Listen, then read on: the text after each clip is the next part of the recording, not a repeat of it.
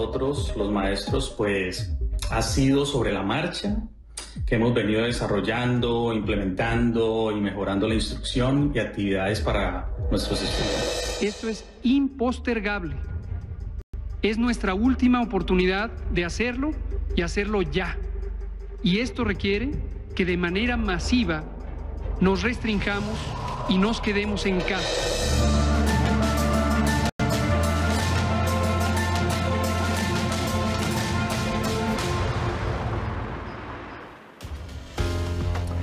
¿Qué tal? ¿Cómo están? Feliz domingo. Bienvenidos a esta que es la primera edición de Mirador Mundial, donde cubrimos las noticias que marcan el curso de la historia. Soy Rafael Romo. Normalmente transmitimos este programa desde el estudio 6 de la sede mundial de CNN en Atlanta, pero debido a la emergencia del coronavirus, el centro de CNN está cerrado y es por eso y también por el compromiso de esta cadena con informarles y darles a conocer la verdad que estoy transmitiendo en esta ocasión desde mi propia casa. Y así empezamos esta edición de Mirador Mundial. Gracias por su compañía.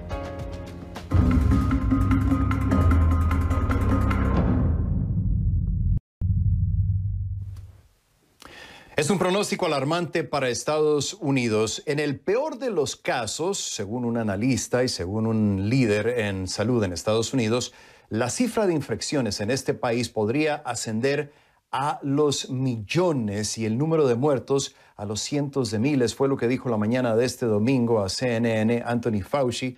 Él es el director del Centro de Alergias y Enfermedades Infecciosas, aunque aclaró, y esto es bien importante mencionarlo, que si se siguen todas las medidas de prevención que se han puesto en marcha en diferentes partes del país, se puede evitar y se puede conseguir que se reduzcan estos números considerablemente. Mientras tanto, la pandemia sigue propagándose por todo el mundo y esto es lo que sabemos. El número de casos confirmados actualmente en Estados Unidos ya sobrepasa los 135,000 y las muertes se elevan por encima de las 2,300.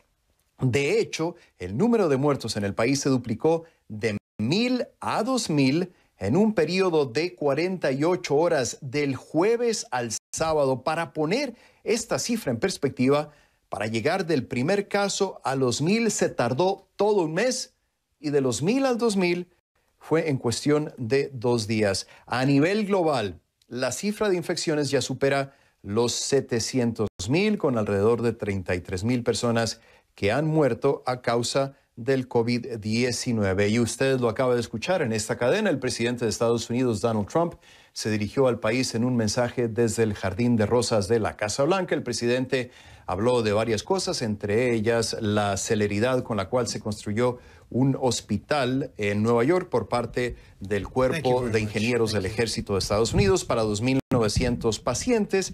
El presidente también habló de cómo se está utilizando un método a través del cual se utiliza el plasma sanguíneo de personas que ya han estado enfermas para tratar de curar a quienes están en estos momentos con la enfermedad. Y bueno, también habló de la celeridad para tratar de aprobar una vacuna. El brote del coronavirus está causando estragos entre quienes trabajan en los sectores salud y seguridad, especialmente en la ciudad de Nueva York. La enfermedad ya ha causado las muertes de 3 personas que están ligadas al Departamento de Policía de Nueva York. Además, unos 700 miembros del departamento han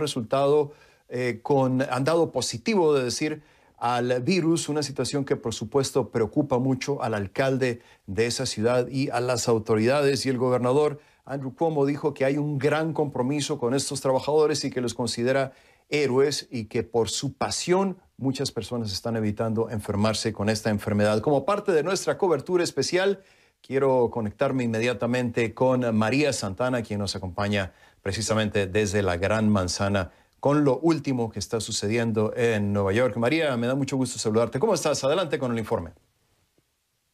Hola, ¿cómo estás, Rafael? Y así es como tú dices, el personal médico, los profesionales de salud, los policías, los que ofrecen servicios de primeros auxilios, esos son los que están en las líneas frontales de esta emergencia, una crisis que ha llegado a proporciones históricas. Estamos hablando de cifras en lo que es el estado de Nueva York que hace tan solo unas semanas nadie lo hubiese pensado. Ya son casi 60,000 los contagios de coronavirus en el estado de Nueva York, casi 1,000 muertes. Y aquí donde me encuentro en el estado de Nueva Jersey, estoy en mi casa en North Bergen, Nueva Jersey, ese es el segundo estado con el mayor número de casos de coronavirus. Ya son más de 13,000 según el gobernador de ese estado, Phil Murphy. La principal preocupación para el gobernador de Nueva York, el gobernador de Nueva Jersey también, son los hospitales. Los hospitales, muchos de ellos ya están a capacidad máxima. A los doctores, a las enfermeras les hace falta los insumos principales, como tú bien has dicho, pero hay medidas que se están tomando. El gobernador anunció que ya este centro de convenciones, el Jacob Javits en Manhattan, va a abrir sus puertas mañana, que se ha convertido en un hospital temporal para lidiar con esta crisis. También anunció que el buque de la Armada estadounidense, el USNS Comfort, que es un hospital con la capacidad de atender a 1,000 pacientes, va a llegar a las costas de Nueva York mañana. Estas son cosas que van a ayudar. También siguen las medidas para los residentes del estado. Extendió esta orden de quedarse en casa hasta el 15 de abril y después va a reevaluar la situación. Eso quiere decir que todos los residentes, todos los trabajadores considerados no esenciales tienen que permanecer en su casa. Como reportamos anoche también, Rafael, los Centros de Control y Prevención de Enfermedades anunciaron esta alerta de viaje por 14 días para los estados de Nueva York, Nueva Jersey y Connecticut. Así reaccionó el gobernador Cuomo a esta medida. Esto no es un toque de queda, es una alerta de viajes que debe de ser implementada por los estados. Básicamente, no es nada de que no hayamos estado haciendo. Los trabajadores no esenciales deben de quedarse en casa, por lo que es totalmente consistente con todo lo que hemos estado haciendo y apoyo lo que hizo el presidente, porque reafirma lo que hemos estado haciendo.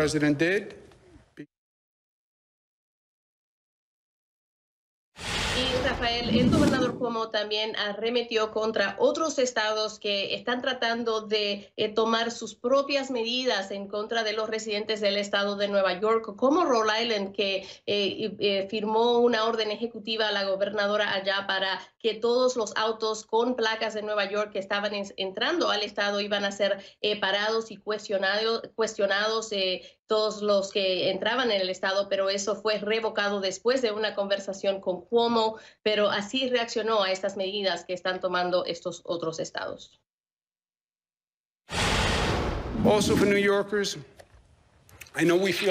Sé que nos sentimos atacados. Algunas de las reacciones por parte de individuos y hasta del gobierno son aterradoras y que parecieran indicar que se tomarán medidas abruptas contra Nueva York, pero es Nueva York y vamos a superar esto. Hemos superado cosas mucho mayores. Vamos a estar bien. Nuestra especialidad es la resistencia, fuerza y estabilidad. Y eso es justo lo que hacemos ahora. Somos fuertes, resistentes y estables. Y sabemos lo que estamos haciendo. Tenemos un plan que estamos ejecutando. Yes, New York is the epicenter. And these are different times. Y el gobernador, tanto el gobernador como el alcalde de la ciudad, Bill de Blasio, lo que están reiterando es que hay que permanecer en casa, que hay que evitar estas reuniones no necesarias, que hay que practicar el distanciamiento social. Van a hacer que la policía de Nueva York haga cumplir esas órdenes, multando a personas que no practiquen el distanciamiento social. Muy importante estas medidas. Ya estamos hablando de casi 1,000 muertes en el estado de Nueva York. Rafael.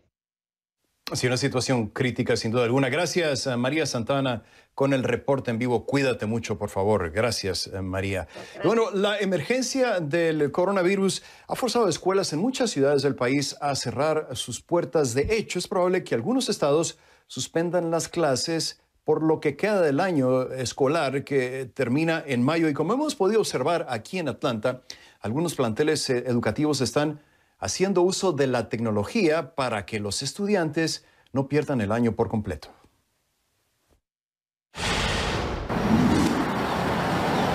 Edificios vacíos, aulas sin estudiantes y patios desiertos. Esta es la realidad de 52,000 estudiantes de las escuelas públicas de Atlanta. Como en muchas otras ciudades del mundo, la capital de Georgia y la ciudad más grande en el sudeste de Estados Unidos suspendió las clases en sus 87 escuelas como una medida más para evitar la propagación del coronavirus. Eran líneas. Pero eso no significa que los estudiantes se quedarán sin aprender. Esta es la primera vez que enseño una clase en su totalidad de forma virtual, lo cual sugiere un reto y una preparación adicional. Giovanni Jiménez es maestro de segundo grado en la escuela primaria E. Rivers de Atlanta. Columnas. Dice que muchos docentes como él han tenido que diseñar planes en línea para que sus estudiantes no pierdan el año escolar. Es un gran reto para nosotros, los maestros, pues ha sido sobre la marcha que hemos venido desarrollando, implementando y mejorando la instrucción y actividades para nuestros estudiantes. Las escuelas privadas como The Spanish Academy, un preescolar, también cerraron sus puertas. Al ser un preescolar, nunca habíamos enseñado por medio de la computadora. Ha sido un momento de aprendizaje para todos y un reto grande. Maribel Pascual es directora de la Academia de Clases en Español y cuyas maestras están ahora enseñando a sus alumnos en forma virtual. Dice que además de la educación en línea, es importante que los padres recuerden que hay muchas oportunidades para aprender en casa.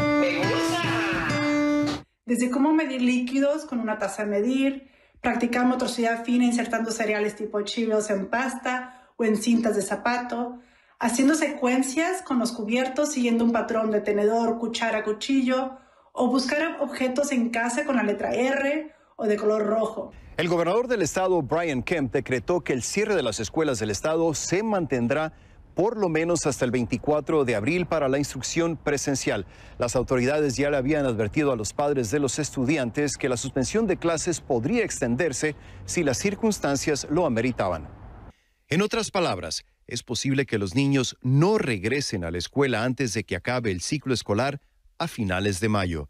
Y aunque en Georgia todavía no ocurre, en estados como Florida, Kansas y Arizona se han suspendido ciertas actividades o cancelado las clases por el resto del año. Y este modelo que se está utilizando en Atlanta de aprendizaje en línea puede, por supuesto, replicarse en otras partes del mundo donde también se han cerrado las escuelas. Y ahora quiero invitarlos a que participen en el programa a través de redes sociales. Mi cuenta en Twitter es @RafaelRomoCNN. El tema único de conversación el día de hoy es numeral Mirador Pandemia. ¿Qué están haciendo en tu país para protegerse? ¿Cuáles son algunas de las medidas? Espero sus comentarios en mi cuenta en Twitter. Hacemos una pequeña pausa aquí en Mirador Mundial y al regresar, dos políticos mexicanos prominentes, por cierto, dan positivo a la prueba del coronavirus. Sobre su salud y sus planes hablamos al regreso. Además, la compañía Disney hace un importante anuncio sobre sus parques temáticos en Estados Unidos relacionado al coronavirus. Regresamos con más aquí en Mirador Mundial. Vamos ahora a México, donde dos gobernadores de importantes estados dieron positivo a la prueba del coronavirus. Me refiero específicamente al gobernador del estado de Hidalgo, Omar Fayad, y el de Tabasco, Adán Augusto López, quienes confirmaron mediante sus cuentas en Twitter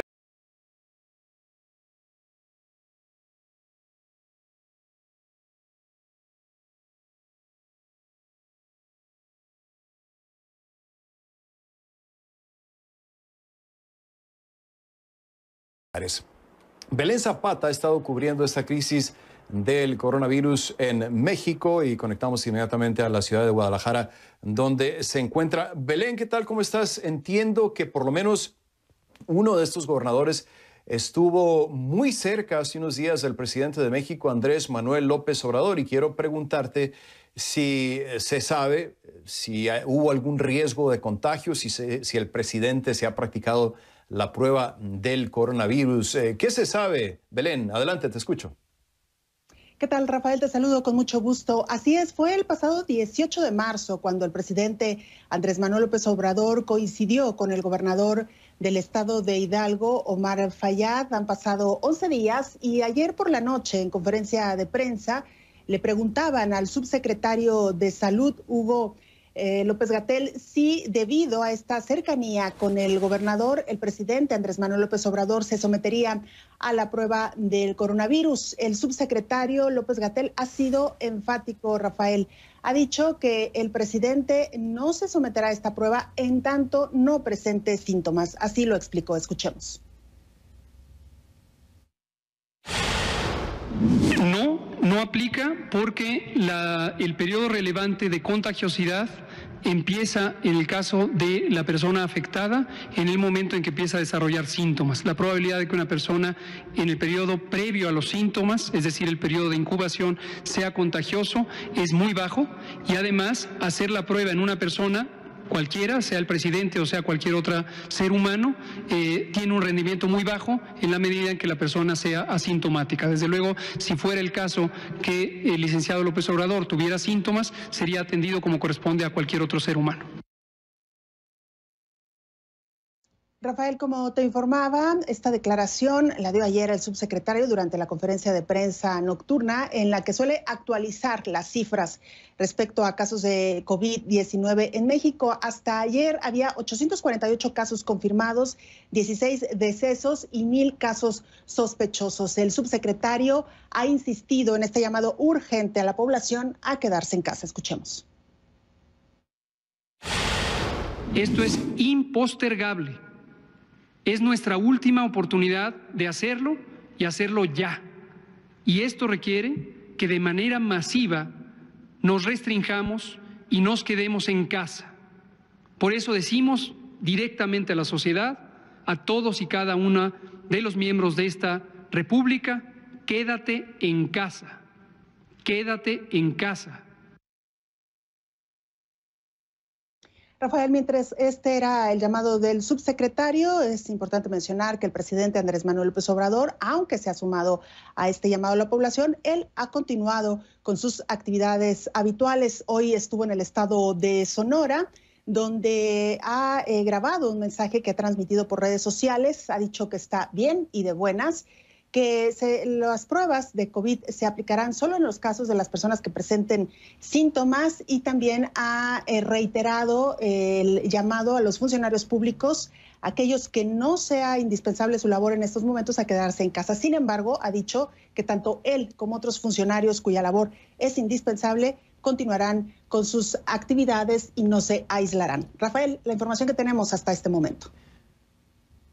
Bien, gracias, Belén. Muy interesante la postura de presidencia, debido a que varios expertos aquí en CNN nos han dicho que una persona puede ser asintomática y aún así ser portador del virus y puede propagarlo al mismo tiempo. Pero bueno, es la postura que tiene la presidencia de México. Gracias a Belén Zapata con el reporte en vivo desde Guadalajara. Hasta la próxima, Belén. Cuídate mucho, por favor.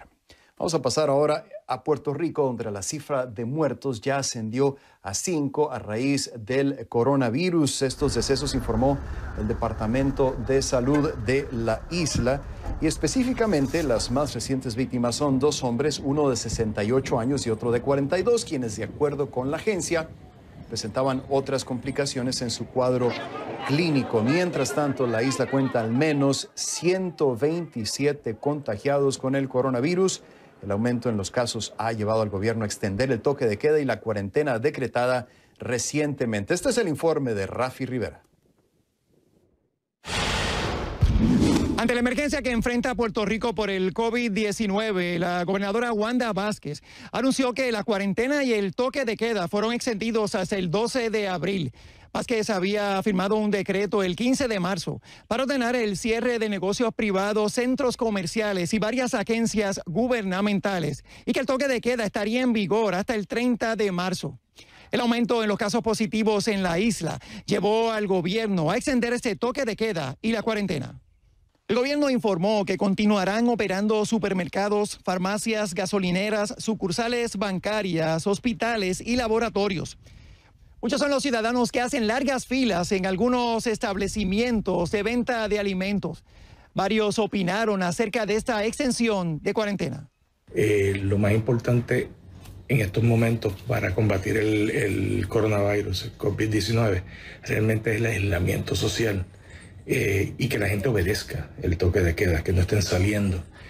Deben hacerla, o sea, depende cómo vean el caso. O sea, si necesitan extenderla, que la sigan extendiendo, a mí no me molesta. De verdad que no. Porque es por el bien de nosotros y de todo el mundo, ¿entiende? Así que, aunque no nos gusta, pero hay que aceptar que es lo mejor para nosotros.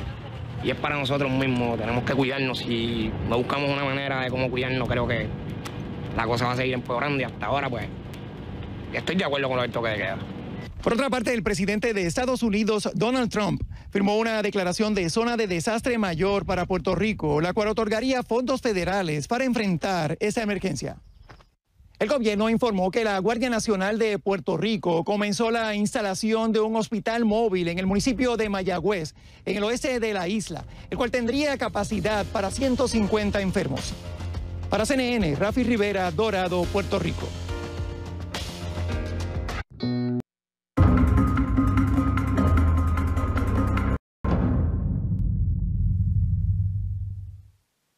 En una conferencia de prensa realizada esta tarde en el Jardín de Rosas de la Casa Blanca, el presidente de Estados Unidos, Donald Trump, dijo que los lineamientos de distanciamiento social para tratar de contener la propagación del coronavirus se extenderán por un mes más, es decir, hasta el 30 de abril. Dijo el presidente, vamos a extender estos lineamientos para evitar que se propague el virus y además agregó que para el martes de esta semana que entra, van a hacerlo de forma oficial con las autoridades de su gobierno. También dijo, y esto es muy importante, que algunos modelos muestran que el máximo momento, la cúspide de esta enfermedad podría ser dentro de 2 semanas. Y, atención aquí, el presidente dice que podríamos ver, por lo menos en Estados Unidos, que para el 1 de junio podría empezar a disminuir la incidencia de esta enfermedad. Por supuesto, todo esto está por verse.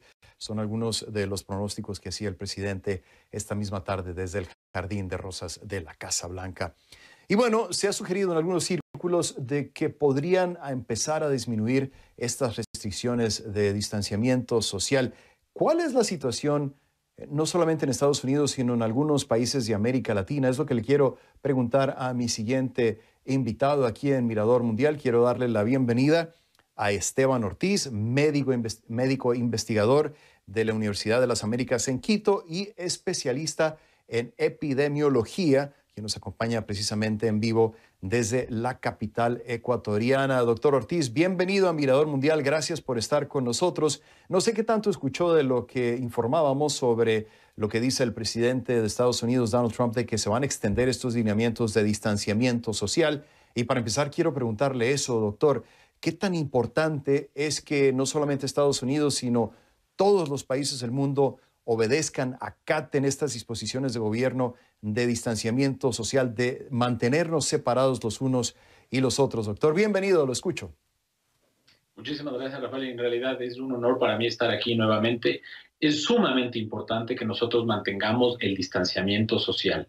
Lo que en estos momentos sucede a nivel mundial es que el virus se propagó en las semanas anteriores a estas medidas a través de la comunidad. Muchos países pusimos en juego las medidas de aislamiento social más tarde de lo que hubiéramos esperado o lo que hubiéramos deseado. Por lo tanto, el momento en que los casos empiezan a diagnosticarse y empezamos a determinar dónde está cada uno de los casos, pues podremos controlar in situ para que la expansión o la expansión de la enfermedad sea lo más controlada posible y que obviamente no sature los sistemas de salud. ¿Qué es lo que esperamos? Casos vamos a seguir teniéndolos, pero la idea es que no lleguen a saturar el sistema hospitalario de ni un país.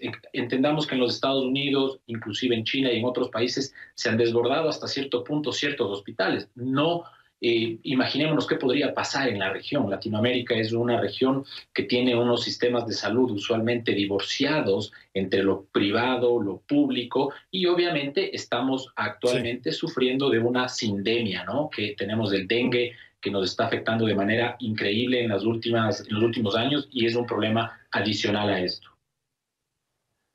Me parece muy interesante ese punto que hace, doctor, porque a veces le queda a uno la impresión de que las cifras que están revelando los diferentes gobiernos de América Latina no reflejan la realidad. Y digo esto por varias razones. La primera es que la facilidad de encontrar pruebas que sean fidedignas de coronavirus ha sido muy difícil para países como Estados Unidos, para países europeos encontrarlos. Me imagino que en la región también debe ser muy difícil. Y como decía usted anteriormente, otra de las razones es que los lineamientos de distanciamiento social, entre otros, se aplicaron en forma tardía. ¿Considera usted que las cifras de contagio en América Latina estén quizá más por encima de lo que están reportando los gobiernos, doctor? Yo creo que sí, totalmente por encima de lo que se ha reportado. Sin embargo, quiero hacer una aclaración. No creería yo que el subregistro es voluntario, especialmente al menos de donde puedo asegurar en el Ecuador, que sea voluntario este subregistro. Hemos visto que en los Estados Unidos el subregistro o los casos no documentados llegaron a ser inclusive mayores al 85%. ¿Por qué? Porque la capacidad de diagnosticar es muy limitada en la región. Entonces se podría estimar, y esto es en base a la experiencia de San Francisco en los Estados Unidos, de Corea del Sur y de China, que tenemos al menos en la región en promedio un 80 a 85% de casos no registrados todavía. ¿Hay un país en particular que le preocupa, doctor? He recibido comentarios a través de redes sociales de diversos países, pero me ha llamado la atención que muy persistentemente me llegan comentarios de Nicaragua diciéndome que ha habido algunos eventos públicos que se han llevado a cabo, vaya, algunas de las medidas de distanciamiento social ni siquiera se han observado, mucho menos acatado. ¿Algún país que le preocupe especialmente, doctor? Bueno, en realidad me preocupan los países que tienen líderes que no se han comprometido con esta causa mundial. Acordémonos que si hoy logramos en el Ecuador, en Colombia, en Chile, en los Estados Unidos, lograr una contención, una mitigación y una famosa supresión de la enfermedad, no sacamos nada si otro país vecino no lo está haciendo. Me preocupa de sobremanera, se puede decir, por la cercanía de la región Brasil. Brasil ha tenido definitivamente un discurso político que ha sido básicamente contrario a las recomendaciones desde el punto de vista técnico. Igualmente hemos visto que indiscriminadamente de la bandera política, presidentes de varios países han optado todavía, al menos en los días anteriores, a que esto no debería llegar a ser mayor cosa y que todavía subestiman el poder que puede tener esta enfermedad. Entonces, en general, me preocupan estos países, me preocuparía tal vez la situación de los hermanos de Venezuela por el hecho de tal vez la deficiencia en el sistema de salud, la debilitación en el sistema de salud y obviamente el adquirir las pruebas diagnósticas que en el Ecuador tenemos dificultad, a pesar de que tenemos unas fronteras, si se quiere, desde el punto de vista comercial abiertas. No me imagino lo que puede pasar en el hermano país, ¿no? Sí, no, excelente el punto que hace, doctor. Me ha tocado estar en Venezuela y desde hace años los médicos, el personal de enfermería se quejan de la falta de insumos apropiados para tratar a sus pacientes, ya no digamos en esta emergencia. Le agradezco muchísimo al doctor Esteban Ortiz, médico investigador de la Universidad de las Américas, quien nos acompañaba en vivo desde Quito. Gracias, doctor, y hasta la próxima. Hacemos una breve pausa aquí en Mirador Mundial. Regresamos con más.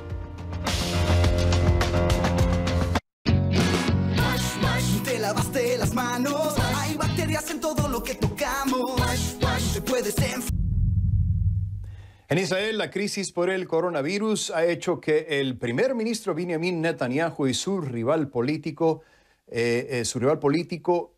Benny Gantz dejen sus diferencias de lado y unan fuerzas. Pero, ¿qué es lo que va a pasar después de esta crisis de salud? Vamos precisamente a Jerusalén, donde se encuentra José Levi con más detalles. José, ¿qué tal? ¿Cómo estás? Adelante. Hola, Rafael.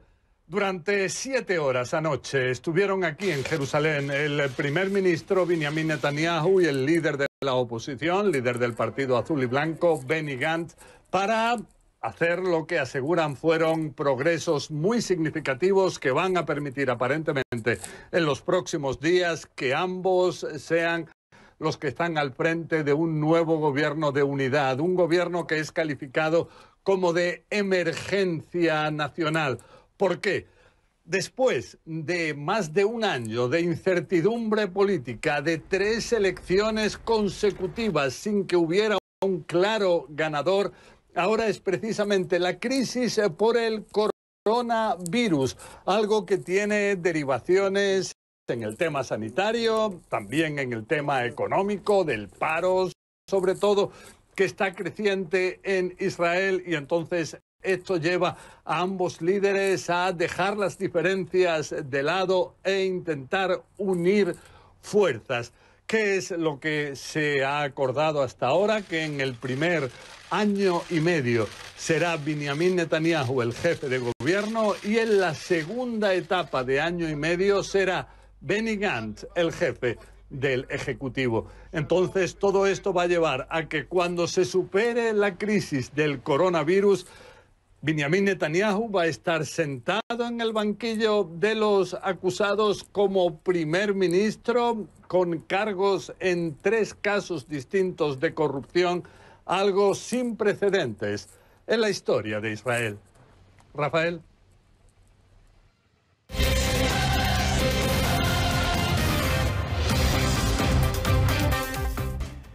El coronavirus también mantiene en suspenso al mundo de los deportes. Hay cientos y cientos de competencias en todo el mundo que han sido canceladas o suspendidas debido a esta emergencia sanitaria. ¿Qué va a pasar, por ejemplo, preguntan muchos, con la Liga de Campeones, por ejemplo, o la Copa Libertadores? De esto nos habla a continuación Luis Gerardo Bucci en Deportes CNN. Un gusto saludarles, bienvenidos a la información deportiva. Comenzamos en Europa, donde la crisis que ha provocado el coronavirus ha paralizado el mundo del fútbol. Por eso los máximos líderes del balompié europeo buscan cómo reestructurar el calendario para finalizar la temporada y para comenzar la próxima. Uno de ellos es el presidente de la UEFA, Alexander Ceferin, quien dijo que tiene 3 alternativas para encarar esta situación. Sin embargo, Ceferin dijo que no se pueden adelantar estas alternativas porque las autoridades sanitarias no tienen fecha para terminar con el aislamiento. Ceferin declaró al diario italiano La República que está en constante comunicación con la FIFA. Una de las alternativas sería volver a mediados de mayo, quizás en junio, según mencionó Ceferin. El directivo agregó que una idea es terminar la temporada al comienzo de la siguiente, pero especificó que si el fútbol no regresa a finales de junio, la temporada se perderá.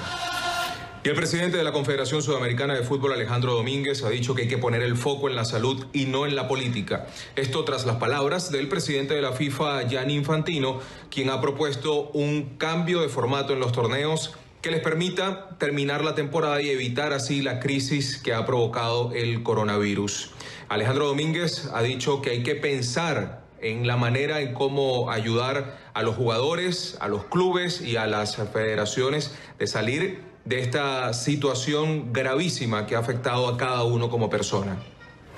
Bueno, hablemos también de Fórmula 1. Por pedido del Reino Unido, los 7 equipos pertenecientes a la máxima categoría del automovilismo y que tienen su sede en ese país ayudarán a fabricar y entregar respiradores a los hospitales. El llamado proyecto Pit Lane busca dar una mano a los pacientes del coronavirus, así lo informó este viernes un comunicado oficial de la Fórmula 1. Esta movida se suma a la de Ferrari, que hace unos días ya anunció su intención de colaborar en Italia, el país que tiene la mayor cantidad de muertos en esta pandemia.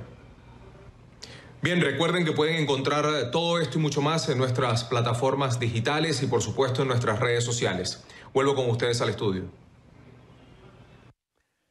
Bien, gracias Luis Gerardo Bucci con los deportes. Hacemos una breve pausa aquí en Mirador Mundial. Les recuerdo antes que el tema de conversación para este programa es numeral Mirador Pandemia. Regresamos. Y vamos ahora a España, donde hay buenas y malas noticias en la lucha contra el coronavirus. La mala es que el país está experimentando su tasa más alta de muertes. La buena es que se está desacelerando el índice de contagios. En 24 horas el país registró 838 muertes para un total de al menos 6.528 decesos. Sin embargo, la tasa de contagio se redujo de un 17 a un 14%, la estadística más baja desde el 16 de marzo. Más de 57,000 personas están enfermas con el virus en España y más de 4.900 se encuentran en unidades de cuidado intensivo. Mientras tanto, el Ministerio de Salud informó que más de 14.700 personas se han recuperado, esta es la palabra clave, recuperado de la enfermedad. Y por eso quiero conectar inmediatamente con Madrid, donde se encuentra Francho Barón, quien ha estado monitoreando esta crisis sanitaria. Francho, ¿qué tal? ¿Cómo estás? Te escucho. Adelante. Rafael, ¿qué tal? Buenas noches. Bueno, pues efectivamente aquí tenemos ahora mismo, por un lado, una sensación de bastante gravedad, ya que el número de fallecidos continúa creciendo de forma exponencial, también el número de contagios, pero bueno, tal y como ha informado hoy el gobierno, parece que esa curva de contagios pues comienza ya a llegar a achatarse, comenzar a achatarse, y lo que espera el gobierno es que bueno, pues esta tendencia se mantenga en los próximos días. Vamos a los números, si te parece bien, Rafael. Efectivamente, el número de casos confirmados asciende ya a 78.797, es decir, continúa creciendo, insistimos, exponencialmente, pero la tendencia que se observa es un crecimiento sustancialmente menor al observado en los últimos días, con lo cual esto se interpreta ya desde el gobierno como una buena noticia y como, de alguna forma, que se ve la luz al final, se empieza a ver la luz al final del túnel.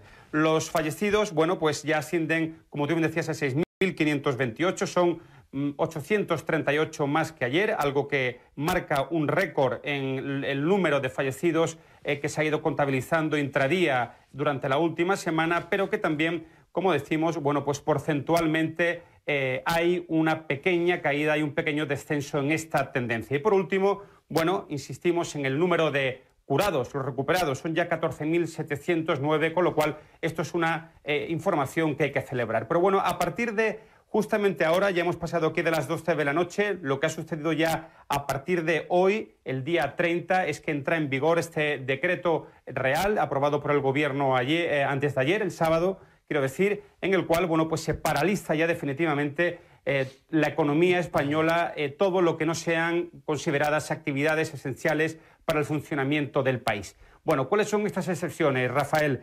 Alimentación, por ejemplo, la cadena de producción en todo lo que sea la industria sanitaria, transportes básicos, como decimos, la sanidad, los hospitales, farmacias, medios de comunicación y algunos otros sectores que también están incluidos dentro de esta lista de excepciones. Bueno, toda la gente que hasta ahora ha podido trabajar por ejemplo, en el ámbito de la construcción, a partir de la mañana de hoy, de día 30, ya no podrá continuar a hacerlo. Eso sí, podrá continuar cobrando su salario y deberá, según este decreto, recuperar las horas que dure todo este parón radical de la economía del país, una vez que este estado de alarma, bueno, pues toque a su fin. Así que una situación, como decimos, continúa siendo muy complicada. El gobierno español continúa intentando ser muy didáctico, muy pedagógico con la sociedad, intentando explicar que hay que hacer un esfuerzo final, que hay que continuar resistiendo, que la curva, insistimos, ya empieza a aplanarse, a achatarse y que se empieza a ver la luz al final del túnel. Pero sin duda alguna, lo que veremos a partir de este lunes, a partir de mañana aquí en España,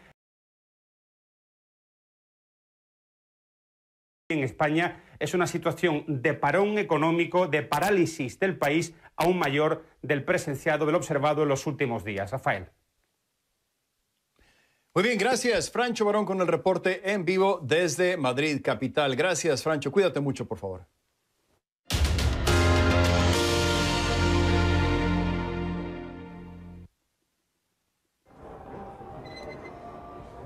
Y bueno, sin perder el estilo, los trabajadores del centro comercial Zoom en Moscú atendían a sus clientes en esta boutique de lujo con sus rostros cubiertos de un protector plástico para repeler cualquier contacto del coronavirus. Sin embargo, la medida no duró mucho, pues días después, Rusia ordenó el cese de operaciones temporal de este tipo de establecimiento. El país ha confirmado más de 800 casos de COVID-19 y por ahora solo mantiene abiertos los supermercados y farmacias.